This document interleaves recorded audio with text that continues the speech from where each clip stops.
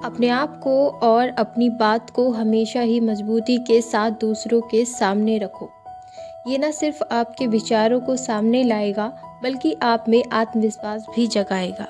तो चलिए आज के दिन की शुरुआत करती हूँ इसी पॉजिटिव थॉट के साथ। नमस्कार, आदाब, खमा गड़ी वड़क्कम एंड सत श्री अकाल। मैं रेखा आप सभी का स्वागत करती हूँ अपने न्यू ब्लॉग में। तो कैसे हैं आप सभी? उम्मीद करती हूँ मेरा पूरा परिवार एकदम स्वस्थ और मज़े में होगा। और आज 4 बजे से मैं कर रही हूँ ब्लॉग की शुरुआत और बहुत बहुत अच्छा है आज का मौसम। बट मुझे हो चुका है कोल्ड और धूप की वजह से शायद हो गया है, क्योंकि बच्चों को होता है तो माँओं को भी हो जाता है। बट यहाँ पे हस्बैंड को भी कोल्ड हो चुका है, तो हम लोग तीनों को ही कोल्ड हो गया है और तीनों की दवाई चल रही है। और आज धूप निकल रही थी बट हवा बहुत बहुत ठंडी चल रही थी, फिर भी आज काफ़ी हद तक मौसम ठीक था। तो हम लोग यहाँ छत पे आए हुए थे और हस्बैंड और बाबू मेरे साथ ही हैं दोनों। तो मैंने जितने भी कपड़े वगैरह थे वो सारे आज डाल दिए हैं। तो धुले हुए तो कई दिन के पड़े थे और अभी कुछ धुलने के लिए भी पड़े हैं। तो देखूंगी अगर कल धूप निकलेगी तब डालूंगी धोकर, नहीं तो नहीं डालूंगी, क्योंकि कि फिर काफ़ी टाइम तक वो पड़े रहते हैं कपड़े तो फिर गीले ही रहते हैं और फिर उसमें ना एक अजीब सी स्मेल आनी शुरू हो जाती है। और ध्रुव को हमें बहुत ज़्यादा ढक कर रखना पड़ता है, क्योंकि इसे कोल्ड बहुत जल्दी पकड़ लेता है और कोल्ड के साथ साथ फिर इसे लूज़ मोशन भी हो जाते हैं और हर बार इसके साथ ऐसे ही होता है। तो ध्रुव बहुत बहुत ज़्यादा सेंसिटिव है इन सब चीज़ों में। और यहाँ पे धूप के जो कपड़े थे ना वो भी अच्छे से सूख नहीं पा रहे थे। धूप उतना तेज़ नहीं थी कि धूप कपड़े डालते ही सूख जाएं। और सर्दियों वाली धूप तो आप सबको पता ही होएगा कैसी होती हैं। और यहाँ पे हम लोग ध्रुव को थोड़ा लाए थे ना छत पर, तो इसे अच्छा लगे ताकि, तो मैं थोड़ा सा इसे एक्टिविटी करवा रही थी, ज़्यादा नहीं। और जैसे ये भागता था तो इसे खांसी आ जाती है, तो इसलिए मैंने इसको भागने के लिए भी मना कर रखा था। फिर ये और ज़्यादा भाग रहा था अगर मैं मना करती तो। और यहाँ पे आप देख सकते हैं मौसम काफ़ी हद तक ठीक है, बट ठंडी ठंडी जो हवा चल रही है इसकी वजह से बहुत ज़्यादा ठंडा लग रहा था। और मुझे जो कोल्ड हुआ है तो बहुत बहुत ज़्यादा एक एक होता है ना कि बच्चे को हो तो सब कुछ चलता है, और फिर अगर जब माँ को भी हो जाता है ना तो बहुत बड़ी एक जिम्मेदारी हो जाती है अपने आप को संभालना, साथ साथ बच्चे को संभालना और फिर घर के भी सारे काम करने, ये सब चीज़ें मैनेज करना बहुत मुश्किल हो जाता है फिर। तो मुझे नहीं पता था मुझे कोल्ड हो गया है, बट अचानक से ही मतलब मुझे एकदम नज़ला सा हो गया और फिर पता ही नहीं लगा। तो मैं भी अपनी भी दवाई लेकर आई हूँ और ध्रुव की भी लाई हूँ और हस्बैंड भी लेकर आए हैं अपनी दवाई।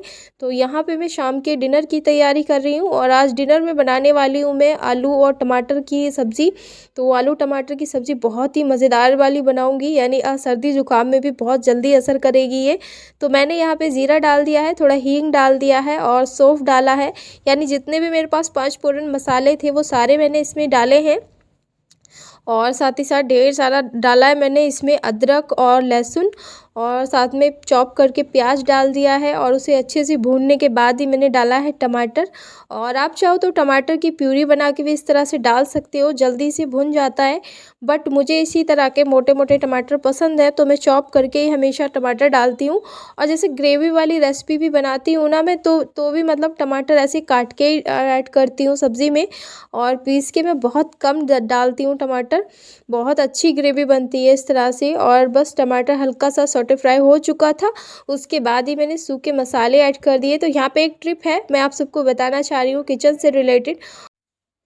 तो जब भी हम इस तरह से जो तड़का होता है उस तड़के में सूखे मसाले ऐड करते हैं और उसके ऊपर से जब हम पानी ऐड कर देते हैं ना, तो एक धुआं सा निकलता है जो कि बहुत बहुत ज़्यादा हार्मफुल होता है हमारी बॉडी के लिए। तो ये सब चीज़ों से अगर आप बचना चाहते हैं तो आप मसाले को पहले से ही कटोरी में भिगा कर रखिए। और मैं हमेशा ही ऐसे ही करती हूँ, बट आज मैं आप सबको बताने के लिए मैंने नहीं किया। तो ये जो मसाले हैं इनको भुनने में वैसे तो ज़्यादा टाइम नहीं लगता है, बट आप भिगा के अगर मसालों को रखेंगे ना तो उसकी क्वांटिटी भी बढ़ जाएगी और साथ ही साथ आपको ये सब चीज़ें फेस नहीं करनी पड़ेंगी। और ध्रुव यहीं पे है, आप देख सकते हैं, और ये बार बार से ना कैमरा बंद कर दे रहा था। और मैंने आप सबको बताया था ना पिछले ब्लॉग में कि जब भी मैं शूट करती हूँ, और मुझे कमेंट भी आया था एक दीदी का कि आप बाबू को भी लाया कीजिए डेली ब्लॉग में। तो मैं इसे अगर ब्लॉग में लेकर आती हूँ और जब मैं शूट करती हूँ ना तो ये मुझे शूट नहीं करने देता है और बार बार कैमरा बंद कर देता है। तो मैंने कुछ सूखे आलू बचा लिए हैं, क्योंकि आज आज मैं बनाऊंगी इन्हीं आलूओं से पराठा। आलू का पराठा बहुत ही मज़ेदार लगता है, इतना मज़ेदार लगेगा कि आप रेस्टोरेंट और ढाबे का पराठा भूल जाओगे, क्योंकि इसमें जो मसाला पड़ा हुआ है ना 5 फोरन, वो पराठे के स्वाद को 4 गुना बढ़ा देगा। और आप इस तरह के मसाले से अगर आलू का पराठा बनाएंगे ना तो एक बार खाएंगे और बार बार मांगेंगे। बहुत ही मज़ेदार बनता है सीरियसली। और ध्रुव मेरे पास में ही खेल रहा है, तो मैं यहाँ पे आटा गूंद रही हूँ, तब तक सब्ज़ी बन रही है। और ध्रुव को अगर मैं अलग बिठा दूँगी तो वो शैतानियाँ करता है, इसलिए मेरे नज़र के सामने रहे तो ज़्यादा अच्छा है।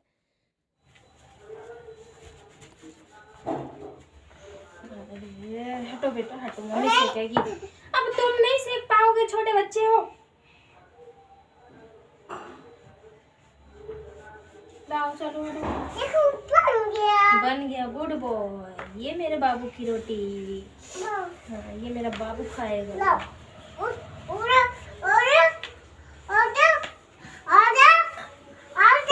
कपड़े तो देख लिया आपने। तो देखा आपने मेरे प्रोटेक्टिव सन को, ये बहुत बहुत ज़्यादा आजकल प्रोटेक्टिव हो रहा है मेरे प्रति। यानी मैं जब भी खाना बनाती हूँ तो ये हमेशा ऐसे ही बेलन छीन लेता है मुझसे और रोटियाँ खुद से बेलता है। ये एक बार की नहीं, कई बार की बात है। तो मैंने सोचा आज मैं आप सबको ज़रूर दिखाऊंगी।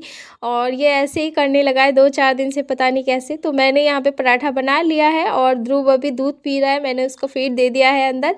तब तक मैं पराठा वगैरह जो भी है अपने बना लूँगी। और यहाँ पे ये भी देखिए एक ट्रिप है, मैं आप सबको बता रही हूँ पराठों से रिलेटेड। तो जो आपके आटे का डो है वो बिल्कुल सॉफ्ट होना चाहिए, उससे क्या होगा आपका पराठा नहीं फटेगा बिल्कुल भी। और आपकी स्टफिंग भी एकदम हार्ड होनी चाहिए और बिल्कुल भी पतली नहीं होनी चाहिए। अगर आलू की स्टफिंग पतली होगी तो आपका पराठा बह जाएगा और बिल्कुल भी अच्छा नहीं बनेगा।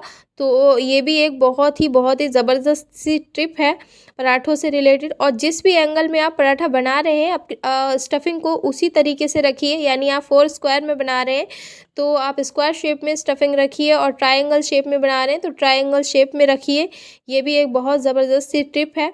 तो इसी तरह से मैं सारे पराठों को बनाती हूँ। यानी अगर मैं, और मुझे सबसे बेस्ट वैसे 4 जो स्क्वायर शेप होती है ना, यही ज़्यादा अच्छा लगता है, क्योंकि इसमें स्टफिंग पूरे चारों कोनों तक फैल जाती है और पराठे के हर वाइट में आपको स्टफिंग खाने का मज़ा आता है। बहुत ही मज़ेदार पराठा बनकर तैयार हुआ है। तो ये लीजिए गर्मा गर्म विंटर का आलू का पराठा, बहुत ही ज़बरदस्त से मसाले के साथ। और यहाँ पे अभी डिनर का टाइम हो चुका था हमारा, तो डिनर करने से पहले ही जो भी क्लीनिंग होती है ना वो मैं सारी करके रखती हूँ।